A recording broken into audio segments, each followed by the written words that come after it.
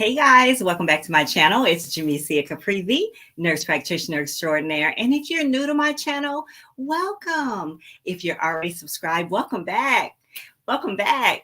Welcome back. Welcome back. Welcome back. Today we have a special guest, and we are going to talk about menopause. And you guys know I am all things women's health, all things women on this channel. And this is a special topic for me because it's about women and it's about menopause. And I don't believe that we're shining the light on it like we should. And so today I am going to be talking with a menopause doula. You guys, did you guys know there was such a thing?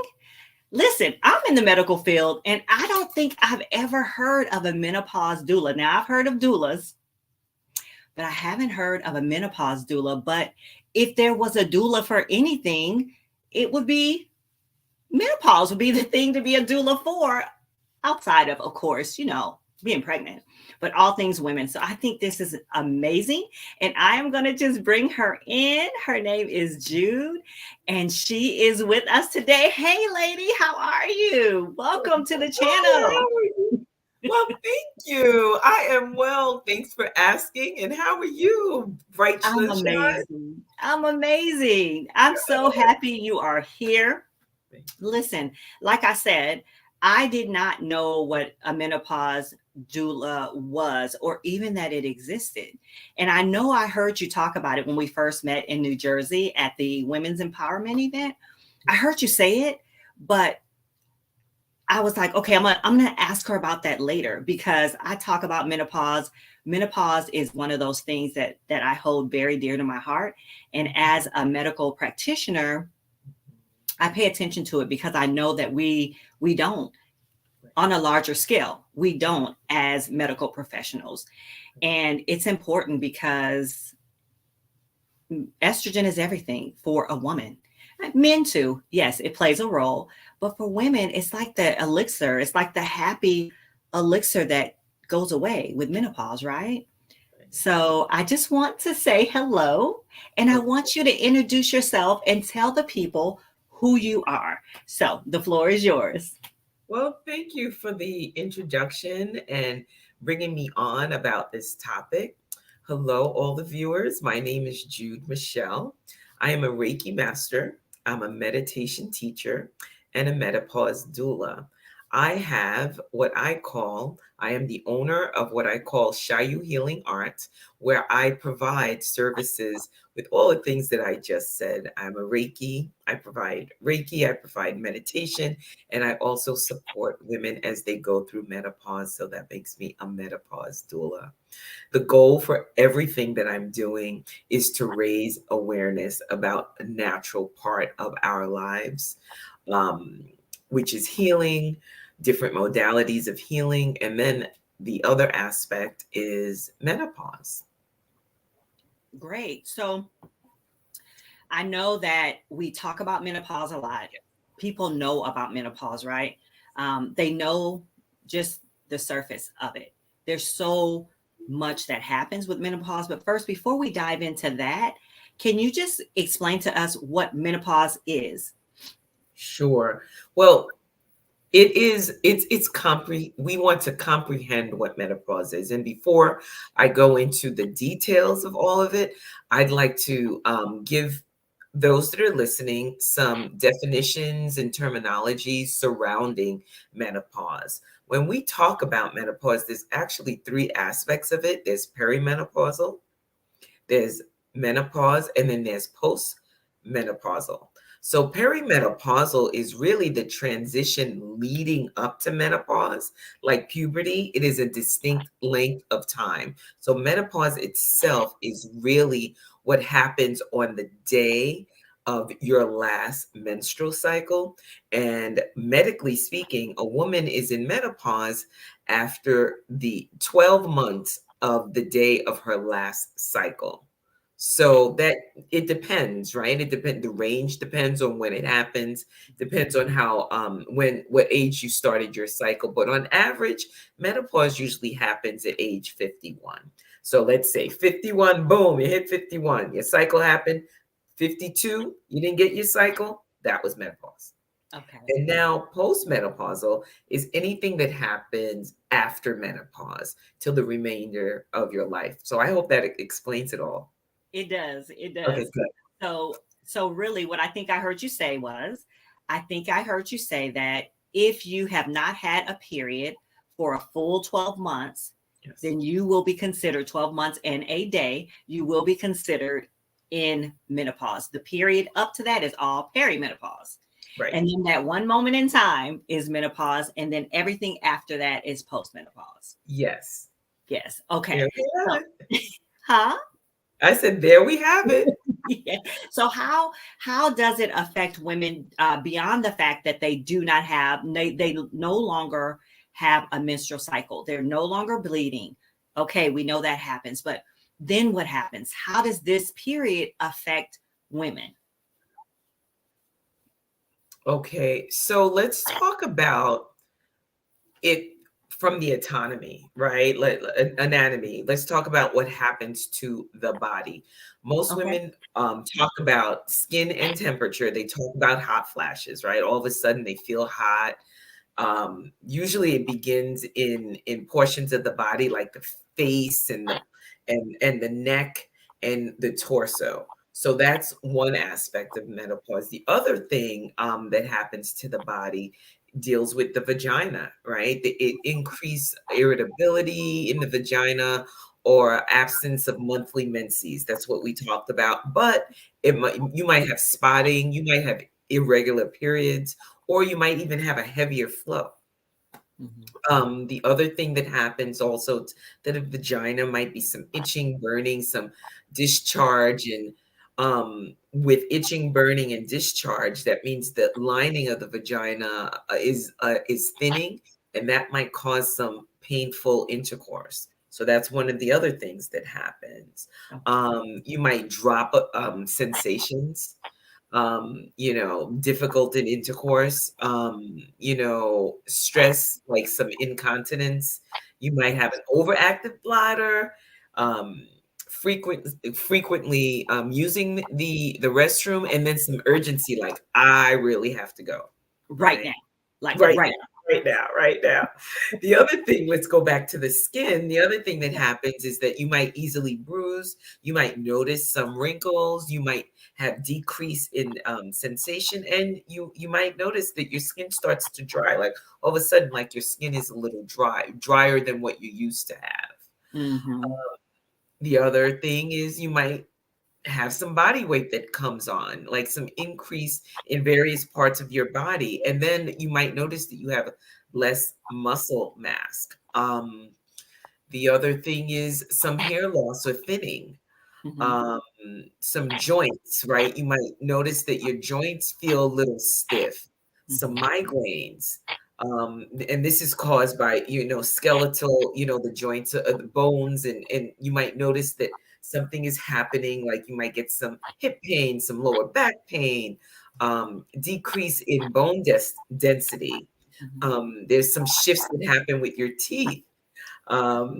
Yes, yes. Right, and Can we okay, so you're giving us a lot of stuff that I'm could giving happen. you a lot. It's a Right. lot. Okay. Yep. Yep. That's okay.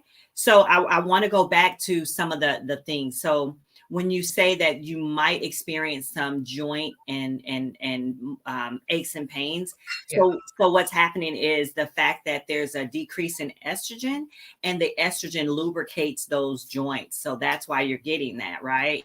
So correct. yeah, the estrogen. It's so amazing that we don't even think about estrogen like that. We don't think about it because nobody talks about it.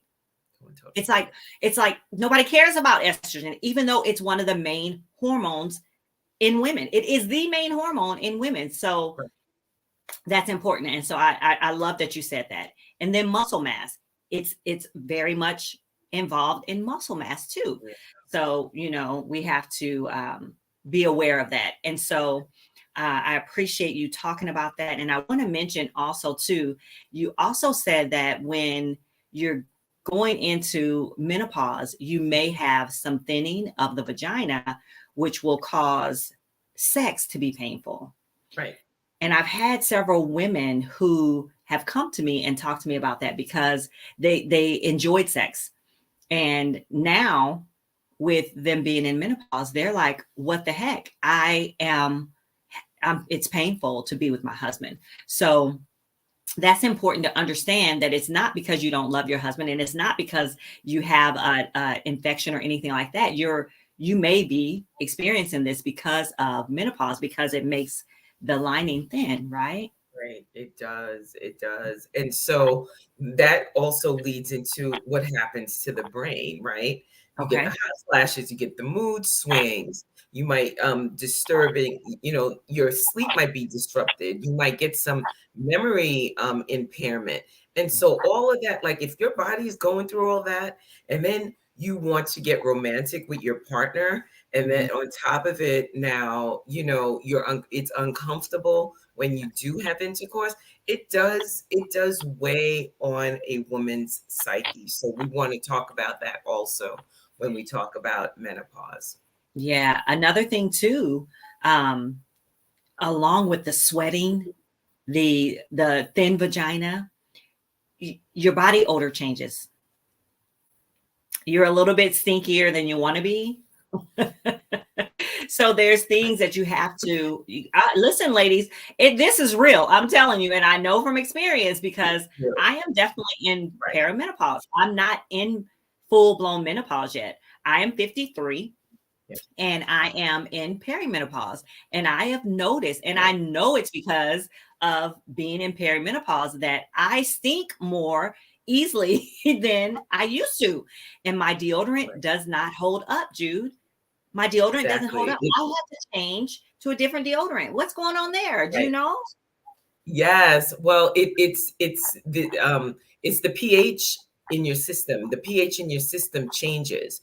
And so when that happens, you notice that it causes you to have a different type of odor than what you used to having, or it causes you what used to work and keep you cool and keep you from not having what people might call uncomfortable odor. It doesn't work anymore. So then it's a matter of shifting, what works, finding what works, finding what doesn't work. It might be, having to walk around with your deodorant and kind of freshen up in the middle of the day, Girl, right?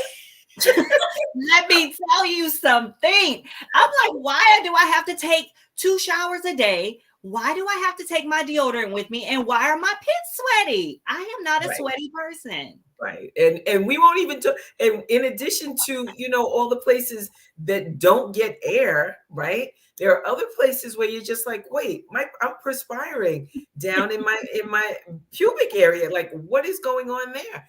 And Yeah. so, there are things out there that you can do. Like they have wick bearing kind of underwear that you can wear that will sop up all that perspiration, and then Okay. that helps with the odor. Yes, that's out there. Just like they have, when you work out, they have the Mhm. weight bearing tops. They have underwear that are built that way too. So that's awesome. Did you know that? I don't think I did. I think I didn't know that. Yes. So that is Very helpful. okay. Yeah. Okay. So, all right. Thank you. Thank you for clearing that up. And thank you Yes. for giving us that. I want to talk about one other thing that is not talked about as much. Two things that you mentioned. You mentioned the thinning of the hair and the hair loss. When it comes to Black and brown women, our hair is so important. Our crown is so important. Right. When we're going through losing estrogen and now we're losing hair, we're losing a lot of things that's happening with our body.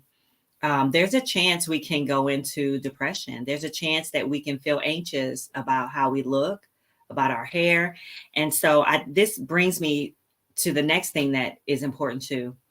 There's something called, I'll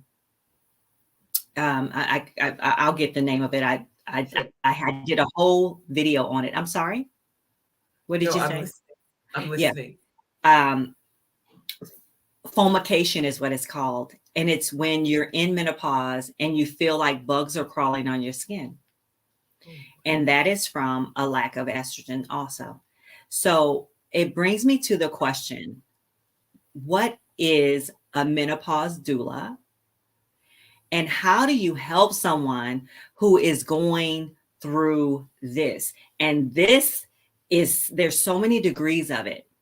I may experience 4 symptoms, and then she may experience 10 or 15 symptoms. Mhm. What is a menopause doula, and how do you help with this? Okay, so I like to, when people ask me what is a menopause doula, the simple question, the response is that I help guide people through their reproductive health transition. Again, it usually happens in midlife, or it might happen sooner. And some women go into menopause due to medical concerns, or if they had a hysterectomy, or if they're on medication that causes them to go into menopause sooner than they would anticipate.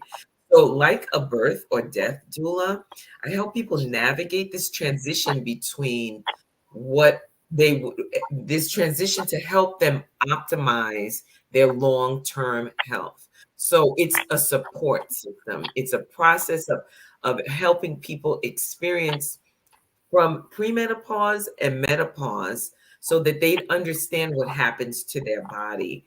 Once a person understands what is going on with these symptoms, then I come in and I help like create solutions for them to be comfortable and have a positive life moving forward. Because what we just talked about sounds scary, like thinning of the hair, I can't have sex, itchy of the body. Da, da, da, da, da, da. So I come in to help them become very comfortable with this process moving forward in their life. So that's what a menopause doula does.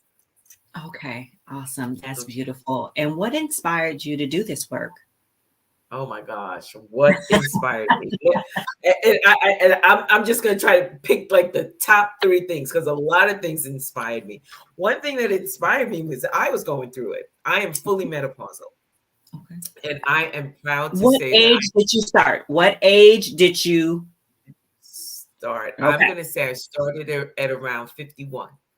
Okay. Okay. 51. You started Now to notice some changes. I started to notice changes. It started with me being very warm at night.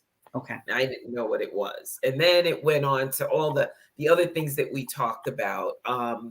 And now I am proud to say that I am 56 years old and I'm fully menopausal. Okay. And so what inspired me was when I started going through prior to me going through my changes, I was going to my gynecologist, and she would, just casually say, "Oh, so you're such and such age now. Do you have children?" No, I don't have children. I think I was like in my 40s. And I was like, no, I don't have children early 40s. She's like, well, you want to try to consider having children if you want them, because you're premenopausal, you're perimenopausal. And I looked at her and I was like, she doesn't know what she's talking about, because I was youthful, I was strong, I was this, I was that. But the fact that that was for her the only thing that she can tell me about it, right? And so moving forward, I went to another gynecologist, and I've always sought out women gynecologists. And I had the same experience. She was like, "Oh, your vagina is thinning, so you might want to try this help with that." It's like, what do you expect? And she just couldn't tell me. And her bedside manner wasn't really the best. And so I left there like totally bewildered, like, what am I going to do? How am I going to thrive and live if all these changes are supposed to? It was like a scary topic, and it was taboo. So it stayed in the closet. No one talked about it. But yet, how many women do we have living in the United States? Every woman is going to go through menopause, but yet there is nothing to help us or support us through it. So I started doing my own research, and then I came across something that was like a menopause doula. I'm like, oh, not only can I help myself, but I can help other women. I find this topic to be extremely important and something that we have to talk about very openly, very candidly, and with a lot of fun and excitement and exploration. So here I am. I love it. I love it. And honestly, I'm gonna tell you, Jude, I don't know if you have experienced it, but women don't want to talk about it Yeah. on one hand, and on the other hand, they are screaming to talk about it, but they don't know where to start. They don't know where to Right. they don't know where to start.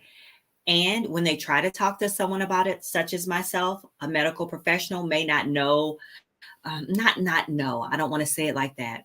We might not be so touchy feely. We might not be so empathetic to what's going Mhm. on, Mhm. because Mhm. that's not something that we treat on the regular, right? Um, Right. However, I want to know, what have you noticed is the biggest challenge around Yes. menopause? Okay. Well, it's interesting that the precursor to this question was that either women don't want to talk about it or you get the other end of the spectrum. But I believe culturally, it depends on where you are. Like here, let's talk about here. We're in the United States, we're in the Americas. And what I like to call the Americas is United States and the Caribbean, right? That's considered the Americas. Mhm. Culturally, we are like living in this youthful kind of culture, right? Everything's emphasized on youth. You have to stay You young. You have stay to young. age yourself, right? If you're a woman over 40, everything is targeted for you to try to stay youthful. I Like, it's mean, like we're disappearing. It's like we're it's like, what the heck, right? right, right, right. That's in this, and but in other cultures, if you go to Asian cultures, if you go to African cultures, Mhm. women who are 40 or older, they are revered as their elders. People go to them for advice. So their mindset around menopause is very different from those living in the Americas that are chasing to be youthful, stay Right, youthful, and beauty is attached to being youthful. Beauty is attached to having hair. Beauty is attached to all those things that menopause impacts. right, So that is one of the major challenges that I work with women, depending on their demographic, right? Other women who are from, again, other cultures where they embrace this, they kind of know what to expect. They know what to do. They know how to offset certain things. But yes, here in the States, women are just like, my hair is thinning. I don't feel beautiful anymore. I don't want to have intercourse with my partner, my husband, my mate. My mood changes. I'm always hot. I don't want to wear makeup. And if I don't wear makeup, I don't look good. All this, it's like, and it just becomes this downward spiral. And I have to say, women, let's just take a deep breath and let's redefine who you are as a woman. Your definition as a woman is not placed only on certain things that was our society calls beauty. It really is based on other things. So that's number one. The second thing for me that I found was challenging when I was looking for information is finding studies, research studies and abstracts that would support what's going on with menopause and is not biased towards body politics, right, insurance, and pharmaceuticals. So, right. Oh, so those were those were my two things. that's huge. That is huge. Yeah. And as you say that, it makes me think of the huge women's health study that came out that caused a huge scare, caused a huge scare about treating Right. menopause. Yes. And the problem with that was that we found is that the study focused on women who were beyond the age of where they should have been to be treated with estrogen replacement Yeah. therapy. Yeah. And so it's not that estrogen replacement therapy does not work, because it does for most women. It's just that in that huge Hallmark study, not Hallmark, anyway, y'all know what I'm saying, that huge study that we did, Right. um, Right. the demographic was wrong and the question we asked was wrong. So anyway, that's a I'm whole nother. very familiar with that study. That is something that I had to use training as a doula. They use that as a platform for us. So yes, I know exactly what you're talking about with that study. Yep, yep. And so as we wrap this up, because this has been so juicy and so delicious, I want to know, do you, and this is just a personal question because I can answer it the way I want to answer it, but do you think that medical professionals are addressing menopause in a way that they should? And if your answer is no, can you tell me what you would tell me for advice to do better as a medical professional? So I'm glad you brought that study up. And in my research and in my studies, what I found is that most medical schools and resident programs, they don't teach aspiring physicians about menopause.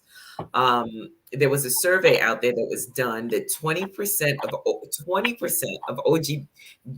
OBGYN resident programs provide, they don't provide, well, they do provide, I'm sorry, a kind of menopause training, only 20%. And everything else is considered an elective for them. And so that means 80% of the residents, they don't study it. And partly is because they don't feel comfortable with the topic. Yeah, yeah, So yeah. in terms of what one can do, or do I believe in hormone therapy? What I believe in is that with menopause, just like everything else in life, it has to be a comprehensive study for you. What works for you? Finding first off, finding a doctor that can help you through this transition, and then also finding a menopause doula that can unpackage everything that the doctor said so that now you can make an informed decision. I know some women who go totally natural. I know some Mhm. women who do a combination of both. I know some women who does take estrogen therapy and progesterone therapy, and it depends on what each woman needs. So it's not a catch-all. I wish I Mhm. could say it is, but it is a comprehensive approach to a woman's what works best for her. Okay. Okay. So then I guess your advice to me, as a medical professional, is to look at every woman where she is in this process and tailor it to her needs. Right, Because not every woman will come into me and say, I'm menopausal, I'm having anxiety, I am having hot flashes, I'm having insomnia, I'm having muscle aches and pains.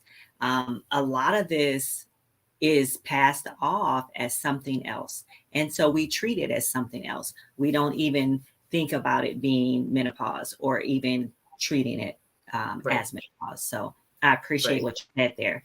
So there's a couple little things that I want to add, just two more questions. Sure. The one is, are there any foods that we could eat that would be helpful during this process that can help tamper down some of the symptoms of menopause? And if so, are there any that we should avoid? So it's a two-part question. Sure. Well, just like anything else, Dr. J, and you being a medical practitioner, what is the response? The response is eating whole foods, period. It just goes a long way. It should be like a lifestyle of eating whole foods, plenty of vegetables and fruits, Mhm. fruits and vegetables that are high in vitamin C and calcium. I'm sorry, vitamin D and calcium, of foods that they call it, and tell me if I'm pronouncing this right, photoestrogen foods. Is that such a Okay. photo? I, Yes, I think. estrogen foods. Yeah, that's like plums and pears Okay. and Okay. apples and vegetables like beans and legumes and Okay. sprouts. Foods that way. Foods like those are all whole food things that you should avoid. Hmm. Processed food, fast food, fatty meats, hard alcohol, um, caffeine. Hmm. I tell women all the time, like, if you know Spicy you, foods. Spicy foods if you're having hot flashes, right? Oh, yes, definitely icy foods. Thank you for that. Like, like the melons. I eat a lot of salad. I put Mhm. a lot of cucumbers in my salad, right? Because when you think of melons, people just think of watermelons or cantaloupes and stuff. But cucumbers, amazing. They just cool you down right away. Add that to your food, icy foods. But you see that's an icy food, but it's a whole food. And then you eat food that's in season. Like people like, okay, eat watermelon.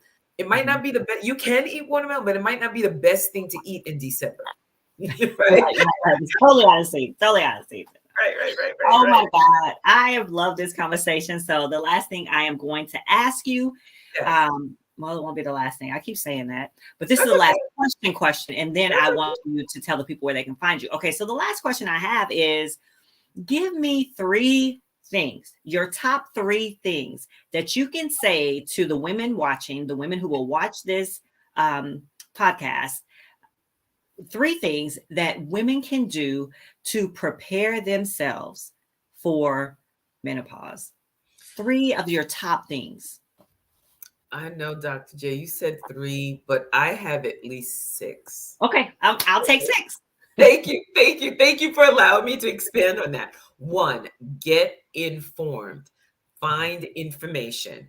Whether you speak to a medical professional that specializes in menopause, or a doula, or do some research. There's a lot of things out there on the internet, but be careful. But I would say get informed, quality information. The second thing I would tell women to do is exercise, especially weight bearing exercise like resistance.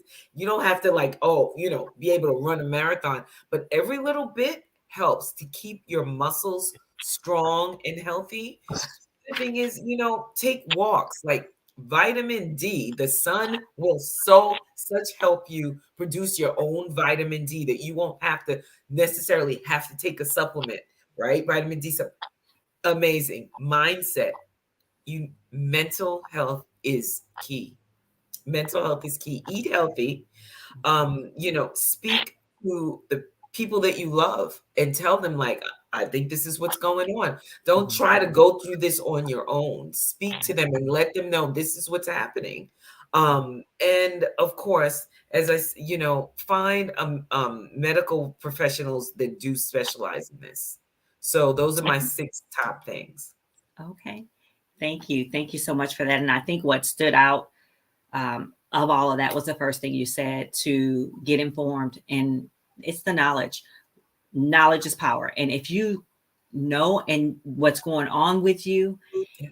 then you have you just feel better about it. You can process it. And let Mhm. me tell you, I know that Jude said that 51 is the age where you should start looking for it. But I'm going to tell you, there is a chance that you can be a normal female, everything going perfectly well, and you begin to have symptoms as early as 35. So pay attention to your body, know Yes. your body, get in tune with it, make sure you're exercising, make sure you're talking to someone, and especially someone like Jude, who's a menopause doula.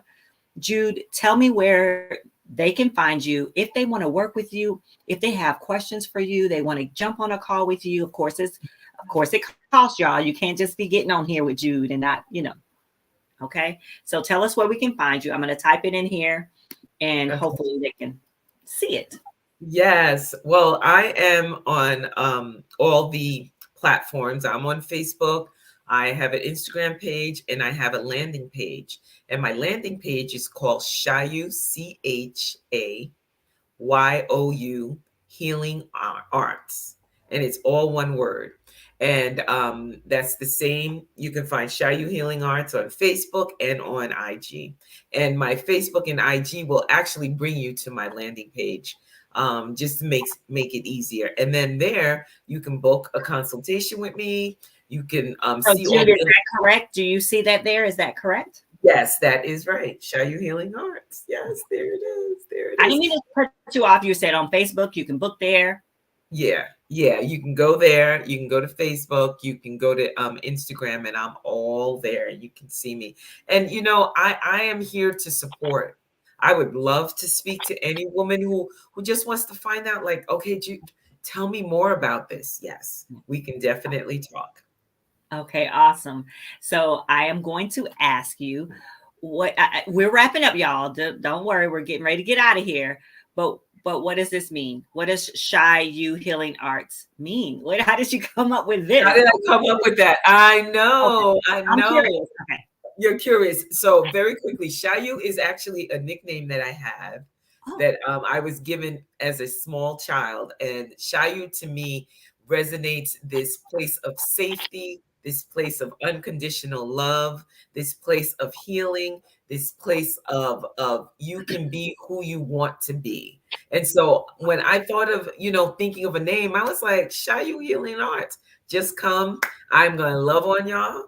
I'm going to give you wisdom that I have, and provide it with a lot of love and care and help you get from one point to another. So that's why it's Shayu Healing Arts. thank you. Thank you so much for being here, Jude. I appreciate you so much. This was so much fun. Does it even feel like we've been on here for almost 40 minutes? Oh my gosh, no. Oh my gosh, not at all. We have to break it up into segments. Oh, no, girl. This is live. This is on. This is up. So listen, y'all. Thank you so much, Jude. And I'm going to pull you on out. It was an honor to interview you today, and I appreciate you so much. So, Thank you. you guys, tap into Jude. Thank you so much. Stay right there, Jude. Don't leave. Just stay there. So, guys, thank you so much for stopping by. Guys, if you have any tips for any woman that's going through menopause, please drop it in the comment section, please. If you enjoyed this video, like the video. If you want to subscribe to my channel, please subscribe, guys. It was so amazing having Jude with us. Tap into her. She's in the DMV area, and I'm sure she would love to work with you or talk to you. Guys, thank you so much again for stopping by, and I'll see you in the next video. Take care, guys. Bye now.